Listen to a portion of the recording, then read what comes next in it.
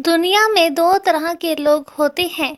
एक भगवान में आस्था रखने वाले यानी कि आस्तिक, और आस्था नहीं रखने वाले यानी कि नास्तिक। ये कहानी आस्था रखने वाले लोगों को ज़्यादा पसंद आएगी। हो सकता है कि इस कहानी को पढ़ने के बाद उनकी आस्था और ज़्यादा पक्की हो जाए। एक आदमी जो जीवन भर राम नाम जपता रहा, अब वो बूढ़ा हो गया था। बूढ़ा ही नहीं हुआ था कि बल्कि इतना कमज़ोर हो चुका था कि अपनी जगह से बिना किसी सहारे के उठ भी नहीं पाता था। ऐसी स्थिति में भी उसने कभी राम नाम को अपने से अलग नहीं होने दिया। वो पूरा दिन मन में राम नाम लेता रहता। राम नाम की वजह से उसे अपनी तकलीफ़ों को सहन करने की शक्ति मिलती। बूढ़े हो चुके इस आदमी के दो बेटे थे जो उसे नित्य कर्म करने में मदद करते। शुरू में वो बिना कहे ही खुद अपने बूढ़े बाप की सहायता कर दिया करते थे। फिर धीरे धीरे जब बाप खुद बुलाता तब आते। लेकिन जैसे जैसे वक्त बीतता गया तब वो 2-3 बार पुकारने के बाद भी मुश्किल से आते, और कभी कभी रात को ना भी आते। अब हालत ऐसी हो चली थी कि अक्सर बूढ़ा बिस्तर गंदा कर दिया करता, और जब तक उसके बेटों से सहायता न मिलती ऐसे ही गंदे बिस्तर पर पड़ा रहता। बुढ़ापा बढ़ता जा रहा था, उसकी नज़रें कमज़ोर हो चुकी थी। इतनी बदहाली में भी उस आदमी ने राम नाम का साथ नहीं छोड़ा था। एक बार बूढ़े को नित्य कर्म करना था, उसने आवाज़ लगाई और अगले ही पल किसी ने उसका हाथ बड़ी कोमलता से पकड़ा और उसे नित्य कर्म करवा कर उसके बिस्तर पर लिटा दिया। यह सब रोजाना होने लगा।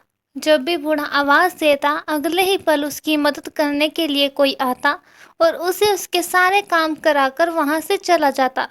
नज़रें कमज़ोर हो चुकी थी, देखकर बूढ़ा उसे पहचान नहीं पाता था। लेकिन बूढ़ा जानता था कि ये उसके बेटे नहीं हो सकते, और वह स्पर्श भी उनके बेटे का नहीं था। एक दिन जब बूढ़े आदमी ने अपने नित्य क्रिया करने के लिए अपने बेटों से मदद मांगी, तब अगले ही पल उसे फिर से वही मुलायम वाला स्पर्श महसूस हुआ। सारा काम खत्म करने के बाद बूढ़े आदमी ने उस व्यक्ति का हाथ पकड़ लिया और उससे पूछा, सच सच बताओ, आखिर तुम हो कौन? तुम मेरे बेटे तो नहीं हो सकते। बूढ़े के सवाल के साथ उसके कमरे में बहुत तेज रोशनी हुई और प्रभु ने अपने दिव्य अवतार में वहां पर दर्शन दिए। किसी भी वस्तु को बड़ी मुश्किल से देख पाता था, वही बूढ़ा भगवान के दिव्य रूप को स्पष्ट रूप से देखने में समर्थ हो गया। जिस भगवान का नाम वो पूरा जीवन लेता रहा, उसे अपने पास पाकर बूढ़ा उनके चरणों में गिर गया और बोला, भगवान, मैं धन्य हो गया जो आपने मुझे साक्षात दर्शन दिए। लेकिन भगवान, मैं बहुत शर्मिंदा हूँ क्योंकि मैंने आपसे मेरे नित्य कर्म करवाए। भगवान ने कहा, मेरे लिए सारे काम एक जैसे हैं।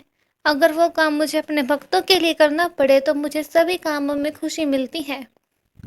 बूढ़े ने हाथ जोड़ते हुए कहा कि लेकिन भगवान, आप यह सब करने के बजाय मुझे मुक्त ही क्यों नहीं कर देते? क्या आपके दर्शन मात्र से मेरी मुक्ति संभव नहीं है?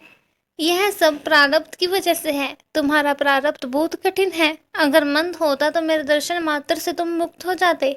मैं चाहूँ तो तुम्हें अभी मुक्त कर सकता हूँ, लेकिन फिर अगले जन्म में तुम्हें प्रारब्ध को भोगने के लिए आना पड़ेगा।